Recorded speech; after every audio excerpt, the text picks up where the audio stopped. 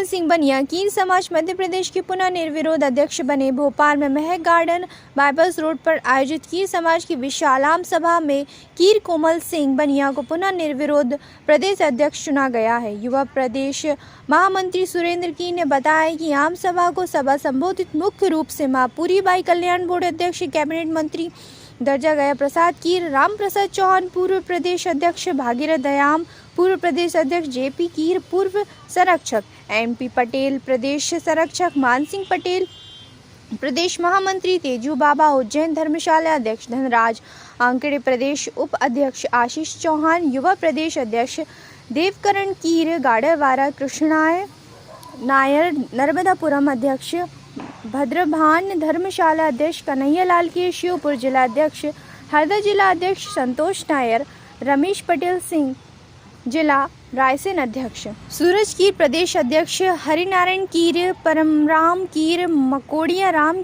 किशोर कीर, भगवत कीर, ललित कीर प्रदेश सचिव, रमेश कीर मकोड़िया भोपाल जिला अध्यक्ष, सुरेश कीर, सीताराम कीर पिपरिया, विशाल कीर पिपरिया एवं युवा जिला अध्यक्ष रायसेन, हिम्मत कीर, मेहंत कीर ने सभा को संबोधित किया एवं इस अवसर पर मध्य प्रदेश के नरसिंहपुर, नर्मदापुरम, हरदा, खंडवा, रायसेन, सीहोर, देवास, शाजापुर, इंदौर, उज्जैन, रतलाम, मंदसौर, नीमच, श्योपुर, धार से समाज के सामाजिक बंधुओं की भारी भीड़ ने वर्तमान अध्यक्ष कार्यों, व्यवहार और भविष्य की रणनीति से प्रभावित होकर कीर कोमल सिंह बनिया को पुनः निर्विरोध अध्यक्ष बनाया है, जिससे उपस्थित जन सैलाब के मन में खुशी की लहर दौड़ गई है। उपस्थित जन सैलाब ने नवनियुक्त अध्यक्ष को संपूर्ण मध्य प्रदेश से समाज ने आशीर्वाद देकर शुभकामनाएं प्रेरित की हैं।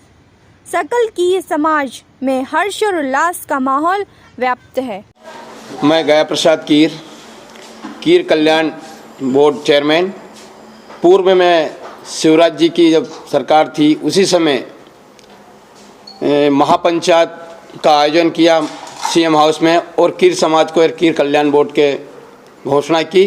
उसी के पश्चात अब जो कीर कल्याण बोर्ड के बाद अभी माननीय मोहन जी की सरकार में के माध्यम से हमें बोर्ड में जो सुविधा मुहैया कराई और उसके माध्यम से हम कीर समाज का जो मांग पत्र है, हमने हमारी कीर समाज की जो गतिविधि को लेके माननीय मुख्यमंत्री मोहन यादव जी तक हमारा संदेश पहुंचाया है और उज्जैन, इंदौर, भोपाल, होशंगाबाद, हरदा हर ज़िले में हमारा जो माँ पूरी बाई कीर कल्याण बोर्ड बना है, इस माँ पूरी बाई हमारी कीर समाज की एक झांसी की रानी हुआ करती थी, जो 312 वर्ष पूर्व की बात है। उसी की स्मारक के लिए हमने अभी माननीय मोहन जी तक हमारा जो संदेश पहुंचाया है और अभी जो विभाग मिला है तकनीकी शिक्षा कौशल, उसके माध्यम से हमारे जो युवा शक्ति है उनको कौशल विभाग के माध्यम से ट्रेनिंग प्रमोट करा के और वो उनके बिजनेस, उनका रोजगार कर सके, ऐसा हम हमारा समाज को संदेश दे रहे हैं हम बोर्ड के माध्यम से। अभी ऐसी सुविधा हमारे बोर्ड में नहीं है ताकि हम कुछ हमारे समाज के मंदिर निर्माण हो या माँ पूरी बाई स्मारक निर्माण हो, उसमें हम अभी घोषणा नहीं कर सकते हैं, ताकि अभी हमें शासन से ये अवगत कराया है कि हम आपको बजट देंगे, उसके पश्चात आप समाज में ऐसे बहुत से काम करवा सकते हैं। आप सभी को नमस्कार। मैं कोमल सिंह वानिया, कीर समाज प्रदेश अध्यक्ष। पिछले 17 तारीख को अभी 2-3 दिन पहले मध्य प्रदेश के अनेक जिलों से, नीमच से लेकर नरसिंहपुर तक, रतलाम से लेकर बड़वानी तक, सारे जिले के सामाजिक बंधु इकट्ठे हुए थे महक गार्डन बाईपास रोड पर और वहाँ पर सर्वसम्मति से पुनः मुझे दोबारा कीर समाज प्रदेश अध्यक्ष का दायित्व दिया है और समाज ने मुझे आशीर्वाद दिया है। और हमने पिछले 3 साल में संगठन के साथ, शासन प्रशासन के साथ बहुत कुछ काम करने की कोशिश की थी। बहुत कुछ काम हमारे हुए भी हैं। जो काम हमारे पेंडिंग है उस काम को हम आगे बढ़ाएंगे, और भी कुछ आगे काम है उनको हम करना है। सामाजिक लेवल से समाज में कैसे जागृति आए, समाज के लोग आगे कैसे बढ़ें, समाज के युवाओं को मोटिवेशन कैसे मिले, युवाओं को रोजगार कैसे मिले, ये सारे विषयों पर जहाँ जहाँ समाज की जागृति आ सकती है, समाज आगे बढ़ सकती है, सारे विषय हमारे संगठन लेके चल रहा है। और हम आने वाले 3 साल में काफ़ी कुछ कर पाएंगे। हमने पूरा एक रोड मैप बनाया है कि हम कब क्या कौन सा काम करना है और किसके माध्यम से कराना है। ये सारी हमने एक रोड मैप बनाया है, उसके बाद उसके हिसाब से हम काम करेंगे। मैंने अभी आपसे चर्चा में बताया था कि हमारा जो व्यवसाय परिवर्तन है, व्यवसाय परिवर्तन का लगभग हो गया है। शासन के आदेश के मुताबिक समाज का पुनः सर्वे हो गया है। सर्वे रिपोर्ट विभाग में जमा है। क्योंकि चुनाव के कारण हम उस पर ज़्यादा काम नहीं कर पाए थे, उसको हम फिर से आगे बढ़ाएंगे और उसको हमारा व्यवसाय परिवर्तन कराएंगे। ऐसे हमारा एक एजेंडा और है कि हम भोपाल, इंदौर, उज्जैन में समाज के जो गरीब बच्चे हैं इनको छात्रावास बनाने की हमारी बात थी। शिवराज जी भी इस पर ना एक सहमत हो गए थे और तीनों जगह हम लोग जगह ढूंढ कर, शिवराज जी ने यहाँ तक कहा था कि आप लोग जगह ढूंढ लीजिए, मुख्यमंत्री जी ने कि आप जगह ढूंढ लीजिए, हम इसको वो करेंगे। हमारे 3 जगह वो उसका है छात्रावास बनाने का।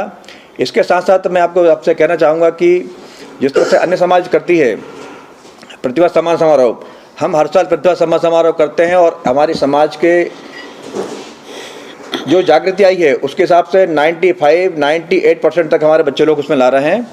और उनको हम जब है ना ये सम्मान करते हैं, उनको मोटिवेशन मिलते हैं और हम कोई न कोई ऐसे मोटिवेटर को बुलाते हैं तो वो अपनी बातों से उनको मोटिवेट करते हैं।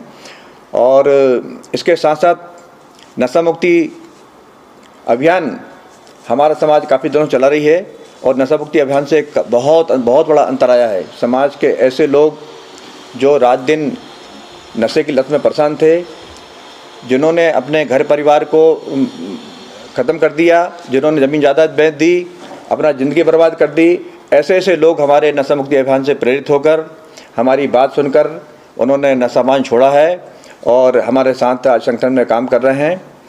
इस तरह से साथ ही मैं कहना चाहूँगा कि पिछली बार जो महापंचायत हुई थी सीएम हाउस में, शिवराज जी ने हमारे समाज की महापंचायत बुलाई थी।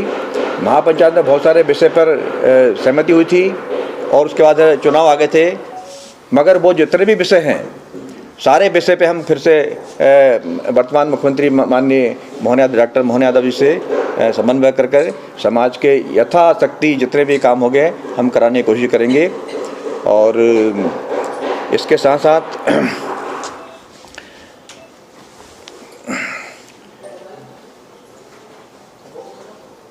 मैं बस इतना ही कहूँगा ना।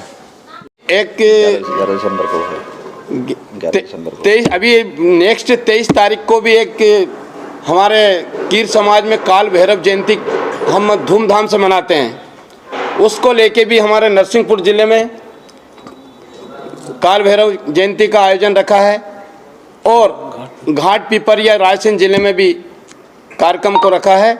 हम पूरी समाज हमारा आराध्य देव काल भैरव की जयंती धूमधाम से मनाते हैं। सर, समाज में कुछ प्रथाएं चली जो पुरानी प्रथा से मिलती हैं, उसको लेकर के आगे कदम उठाएं। इसके लिए मैं कहना चाहूँगा, वास्तव में बहुत बड़ी बात है और हम मतलब है ना मृत्यु भोज के लिए तो है ना एक बहुत बड़ी जन जागृति की ज़रूरत है और बड़े कड़े निर्णय लेने की ज़रूरत है। हमने समाज के वरिष्ठ लोगों से भी चर्चा कर रखी है कि भाई है ना यदि ऐसी शुरुआत है ना वरिष्ठ लोग करेंगे तो उसको लोग है ना अनुसरण करेंगे। इस पर लगातार हमारी चर्चा चल रही है और कुछ लोगों ने कोशिश भी की है मृत्यु भोज बंद करने की, कि वो है ना मृत्यु भोज को बंद करें और केवल है ना वहाँ पर एक शोक सभा आयोजित करके उस कार्यक्रम को है ना हम समाप्त करने की कोशिश कर रहे हैं। चूँकि एक भावना से जुड़ा हुआ एक काम है, एकदम से बंद नहीं होगा। धीरे धीरे मगर इस पर हमारी समाज लगातार काम कर रही है और हमें उम्मीद है कि हम इस पे एक अच्छा काम कर सर, रहे हम हैं। बात करें कि समाज की ग्रामीण क्षेत्र में बड़ी दयनीय स्थिति में आज भी समाज के लोग जी रहे हैं, तो उनको लेकर क्या योजना?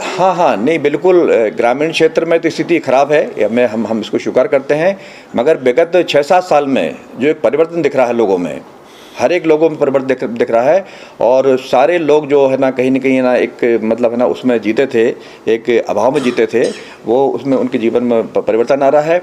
और वैसे भी है ना लोग अब मेहनत भी कर रहे हैं, हमारे जो मजदूर लोग हैं ना, मजदूर लोग मेहनत कर रहे हैं, किसान लोग भी अच्छी पैदावारी कर रहे हैं और विद्यार्थी भी आगे बढ़ रहे हैं, परिवर्तन आ रहा है धीरे धीरे। सर, संगठन की ऐसी सुविधा उनको उपलब्ध कराए जिससे उनको रोजगार मिल सके या फिर पेशा संगठन के? नहीं, देखिए, संगठन ऐसे सुविधा तो उपलब्ध नहीं करा सकता है, समन्वय जरूर कर सकता है शासन से, शासन प्रशासन समन्वय कर सकता है, समन्वय करने हम पूरी कोशिश कर रहे हैं कि किस तरह से किस विभाग से हम लोग समन्वय करके समाज को आगे बढ़ा सकें। सर, शिक्षा की बात करें, ग्रामीण क्षेत्र में शिक्षा से पिछड़ा हुआ समाज है।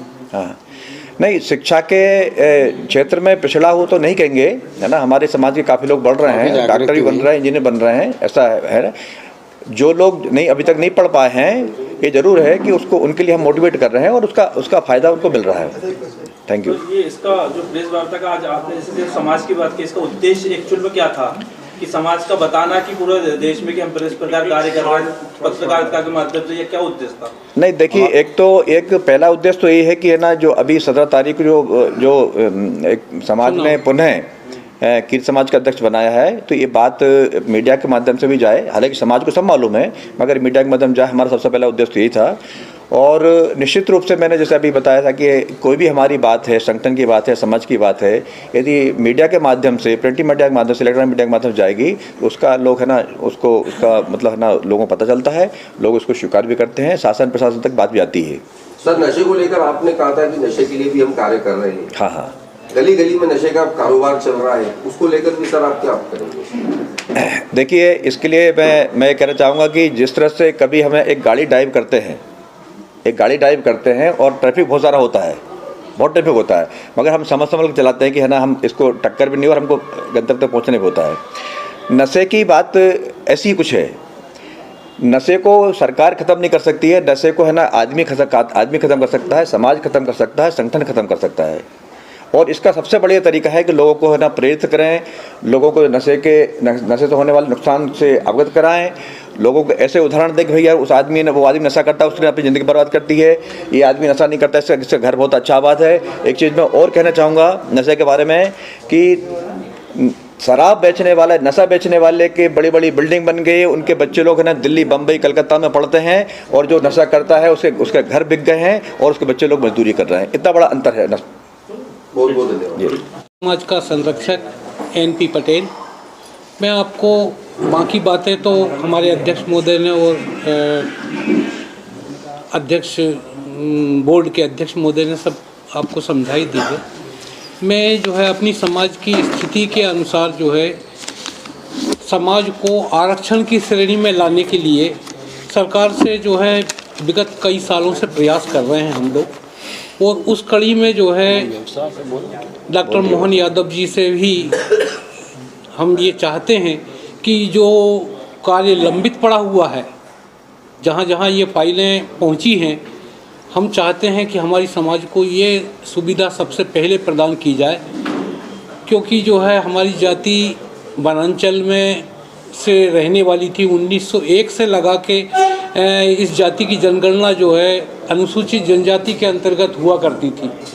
1901 के अलावा 1913 कई गजेटियर में इसका जो है हमने जो प्रावधान आया था वो सब जो है माननीय मुख्यमंत्री गणों को जो है बार बार प्रस्तुत भी किए हैं इस संगठन के माध्यम से, और अभी निरंतर हम लोग इस मांग को जो है उठाते भी आ रहे हैं। 12 नंबर पर धंधा परिवर्तन की बात माननीय अध्यक्ष महोदय ने आपको बताई दी है, और बोर्ड की बात भी आप लोगों को सब बता दी है। एक आरक्षण की बात छूट गई थी, वो भी जो है हम इस संबंध में विधानसभा से केंद्र को भिजवा दिया।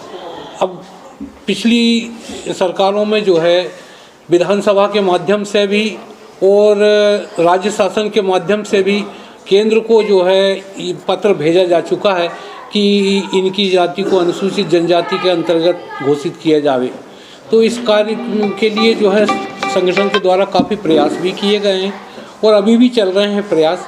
उसमें अपने इस मंच के माध्यम से, इस स्थान के माध्यम से मैं अपने समाज के युवाओं को भी संदेश देना चाहता हूं कि ये संगठन जो है उनके लिए जितना संभव है उससे कहीं ज़्यादा अच्छे तरीके से अपनी प्रस्तुतिकरण शासन की ओर रख रहा है।